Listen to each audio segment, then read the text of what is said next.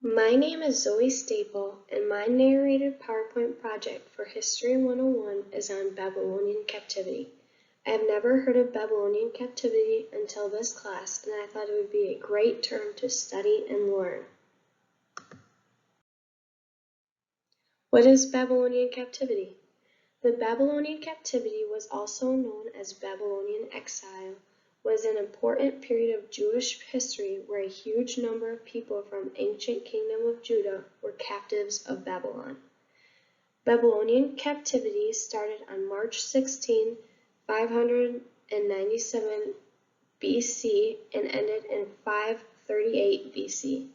The captivity ended when the Persia conqueror of Babylonia, Cyrus the Great, gave the Jews permission to return to Palestine. Why did Babylonian captivity occur?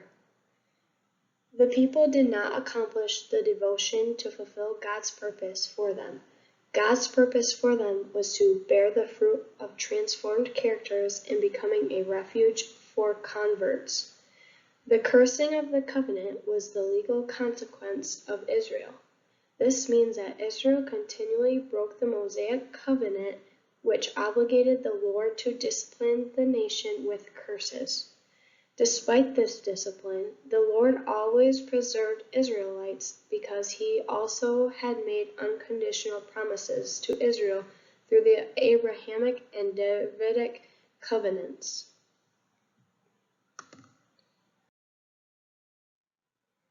How did the Jewish captives live?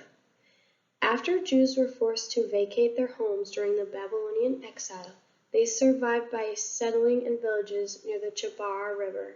This irrigation channel allowed them to farm and eventually become wealthy. The Jewish community was encouraged by the prophet Jeremiah to build houses and plant gardens and to make a living in Babylon because they were going to live there for 70 years.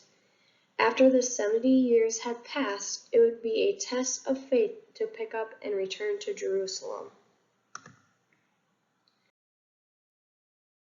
What events occurred during the captivity? Josiah, the king of Judah, was killed in the battle with the Egyptians at the Battle of Megiddo, 609 BC.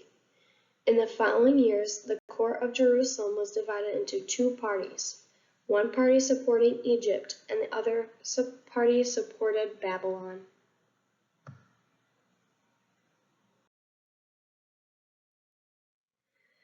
Nebuchadnezzar, who was the king of Neo-Babylonian Empire, was defeated in battle in 601 BC by Egypt.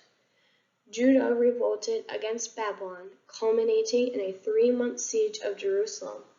Nebuchadnezzar took over Jerusalem and took Jeconiah, which was the king of Judah, his court, and other prominent citizens back to Babylon.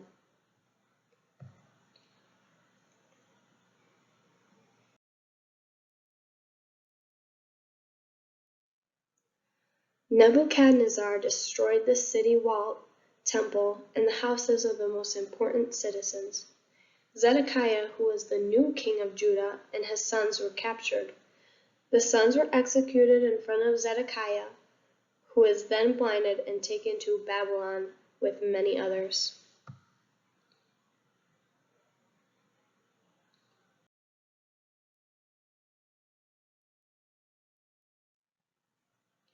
Judah became a Babylonian province called Yehud.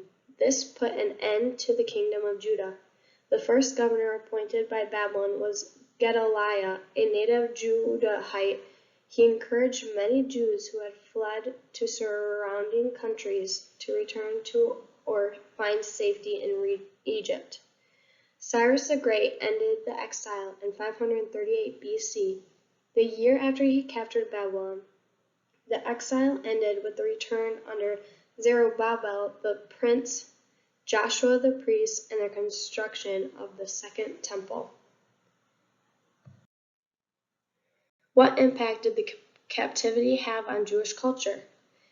It is presented as a punishment for idolatry and disobedience to the God of ancient Israel. This exile was the last high point of the biblical prophet Ezekiel. The Torah was created during this time and began to be referred to as a sacred text for the Jews.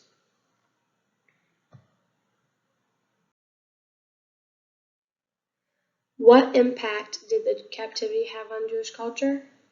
Biblical scholar Yehezkel Kaufman said, with the exile, the religion of Israel comes to an end and Judaism begins. Prior to exile, the people of Israel had been organized according to tribe.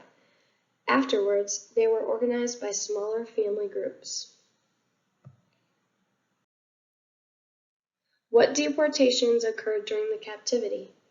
The first deportation was the Assyrian Empire started falling.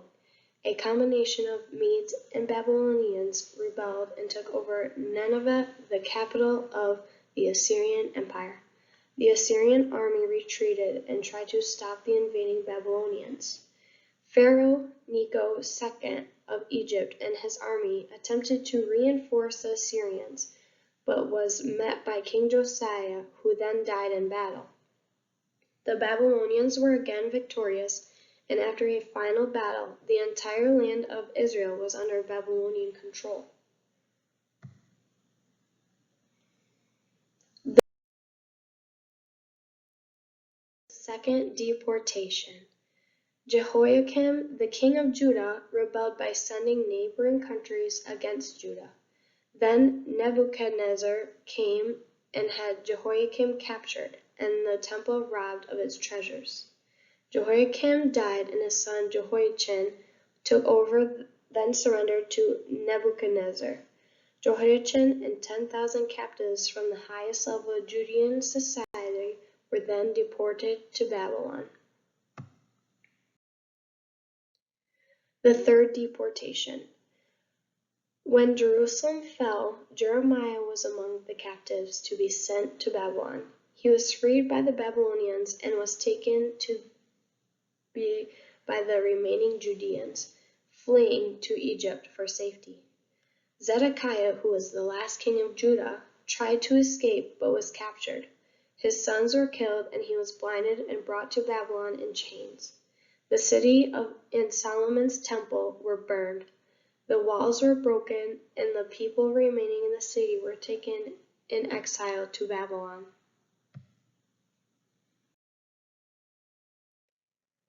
The fourth deportation was when the king Cyrus of Persia conquered Babylon and passed a law that allowed Judah and all the other captives to return home.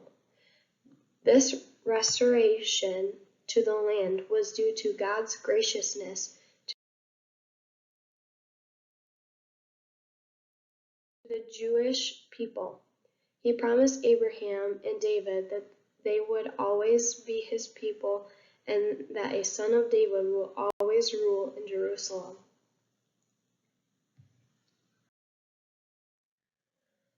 This photo shows where the Jewish community had to travel on their long and exhausting trip from Jerusalem to Babylon.